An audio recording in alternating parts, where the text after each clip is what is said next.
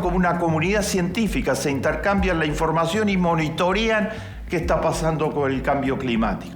Y ellos advirtieron en su informe, los que están pagando el precio son los pobres del mundo, porque son los más vulnerables frente al cambio climático.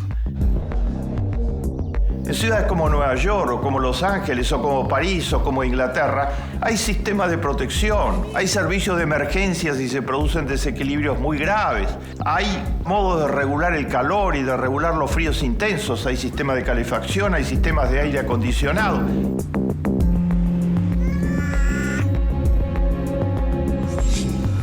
Los pobres no tienen nada de eso. Si los afecta un desequilibrio, ¿a quién van a pedir ayuda? En los lugares en donde viven no hay servicios públicos de emergencia, ni quien los pueda ayudar, no tienen aire acondicionado, ni tienen calefacción. Si se les desequilibran las condiciones naturales, quedan expuestos a todos los desequilibrios.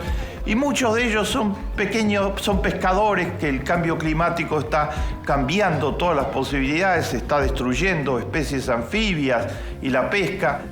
Vean ustedes, por ejemplo, el mayor derrame de petróleo se dio hace 2 años atrás, lo hizo la British Petroleum en el Golfo de México, por ahorrarse unos centavos.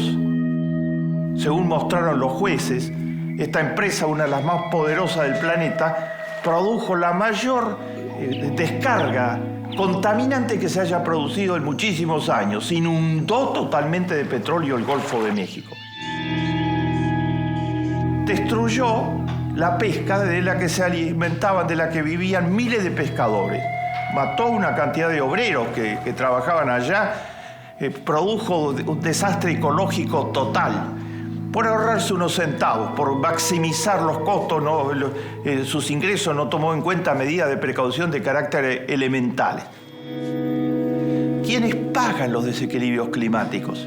Los pobres. Está calculado que en los países ricos, 1 de cada 1.500 personas, escuchen bien, 1 de cada 1.500 personas en el mundo rico ha sido afectado por el cambio climático.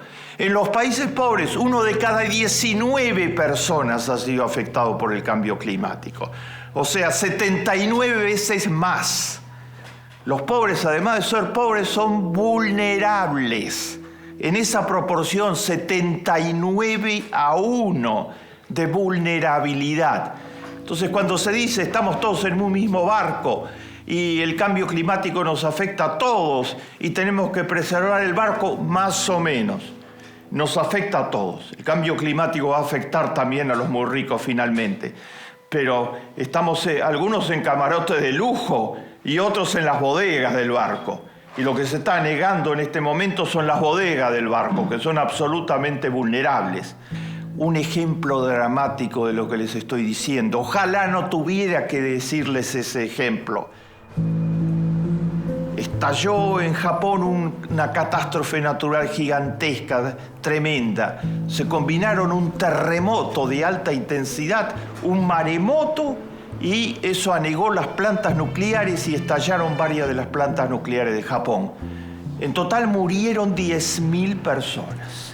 Porque Japón es un país muy bien organizado. Es una sociedad que ha dado prioridad a los servicios públicos y a la actividad protectora del Estado. Las desigualdades no son gigantescas. Entonces todo eso funcionó y permitió enfrentar esto, que fue un desastre, pero limitando los daños humanos. Estalló en Haití, poco antes, un terremoto muy fuerte, pero de menor intensidad que el de Japón, de menor registro sísmico que el de Japón. Y no hubo maremotos, ni había plantas nucleares, ni nada. El número de muertos multiplicó el de Japón infinitas veces en Haití, porque gran parte de Haití hay un 80% de pobres. Entonces, gran parte de las viviendas donde vivían los pobres se cayeron, no tenían ningún tipo de construcción antisísmica. Sobrevivieron la vivienda de los ricos de Haití, que esas tenían sistemas antisísmicos y estaban edificadas en lugares que en caso de que pasara algo tenían otras posibilidades de resistencia. Los pobres pagaron totalmente el terremoto de Haití con sus vidas. Se convirtió en un gigantesco campo crematorio Haití. y hasta el día de hoy hay millones de desplazados y de refugiados como producto de la catástrofe natural. Eso es apartheid climático. Eso es la desigualdad que significa la distinta vulnerabilidad de pobres y ricos frente al cambio climático. Les he mostrado qué es el cambio climático. Les he mostrado los impactos que tiene. Les he mostrado cómo es totalmente desigual para pobres y para ricos.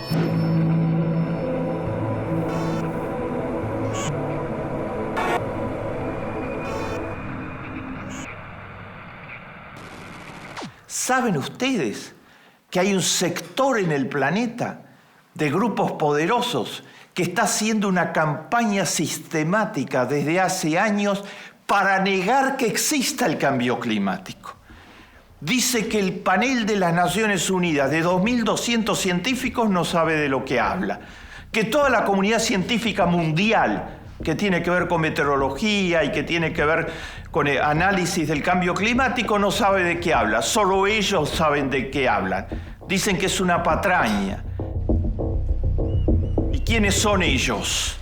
Son los testaferros, los contratados, los mercenarios de las grandes industrias contaminantes, que para que no los regulen, para que no les limiten la tasa de ganancias exorbitante, por ejemplo, de British Petroleum y de las grandes industrias petroleras y carboníferas y contaminantes, armaron una gran campaña de relaciones públicas y de propaganda para demostrar que el cambio climático no existe en realidad.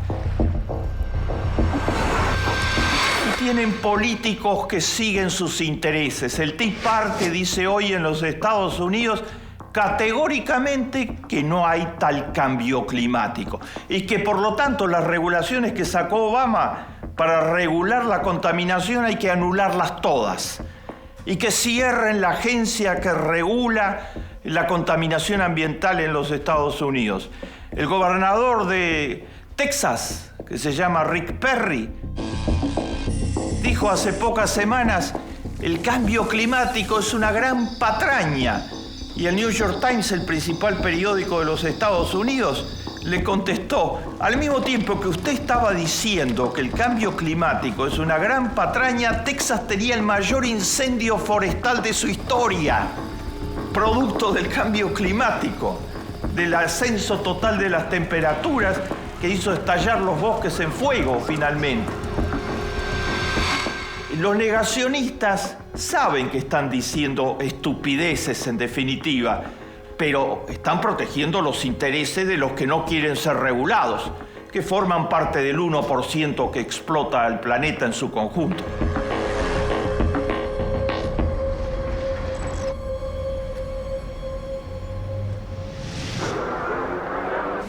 El secretario general de las Naciones Unidas, Ban Ki-moon, tiene una frase para los negacionistas, en donde resume lo que el mundo piensa sobre los negacionistas. Ban Ki-moon les dice en todos los lugares públicos, repite esta frase, dice: con la naturaleza no se negocia. Los negacionistas están tratando de que no haya regulaciones, que se bajen, que haya menos regulaciones, que el calentamiento global, esperar 20 años más, esperar 30 años más. Y Ban Ki-moon dice, en nombre de todo el género humano, con la naturaleza no se negocia. Esto no es una operación política o económica de negociar tanto y tanto. Si destruimos la naturaleza, no hay vuelta posible. Los pronósticos en este momento es que si en los próximos 20 años no se hacen cosas muy de fondo para bajar el dióxido de carbono, el calentamiento global, se va a llegar a un momento de irreversibilidad, se llama, que no se va a poder volver atrás, porque la destrucción y el desequilibrio ya van a impedir que se pueda volver atrás.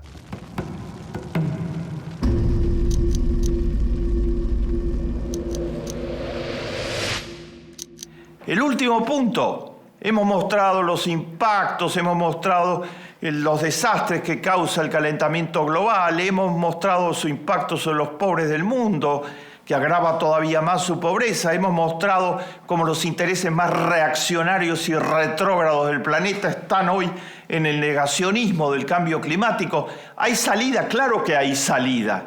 Claro que hay salida. Hay salida desde todos los puntos de vista. Hay que dar dos batallas.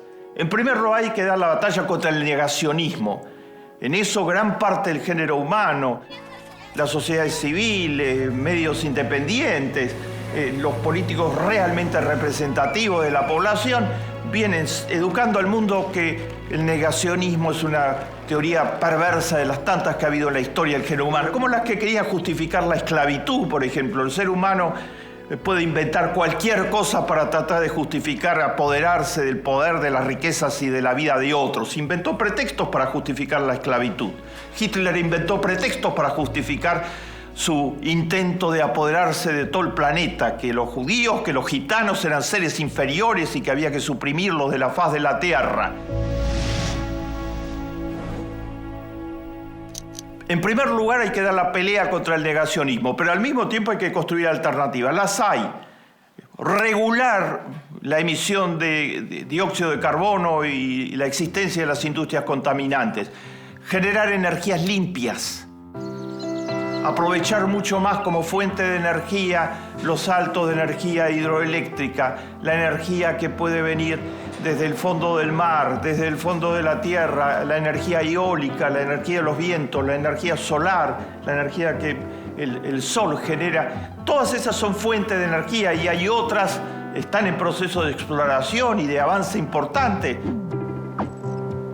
Un país como Israel tiene gran parte de su consumo de energía ya desde hace 30 años atrás del sol, energía solar. Muchas casas tienen un generador de energía solar en su techo. Los kibutzim, esa forma de vida muy avanzada que se generó en Israel, fueron los primeros en tener energía solar en gran escala en el planeta.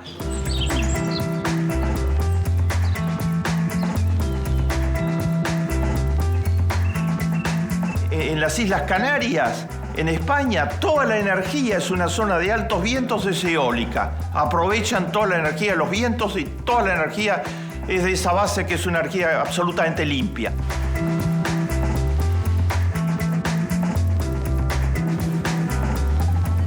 Se puede avanzar muchísimo en esa dirección si se vencen los intereses económicos que se oponen a esto. El género humano tiene que levantarse para defender el planeta, tiene que levantarse para defender la armonía natural. Dios no jugó a los dados con el planeta, como lo señaló Einstein. No nos queda mucho tiempo. Más vale encender una vela que maldecir a la oscuridad.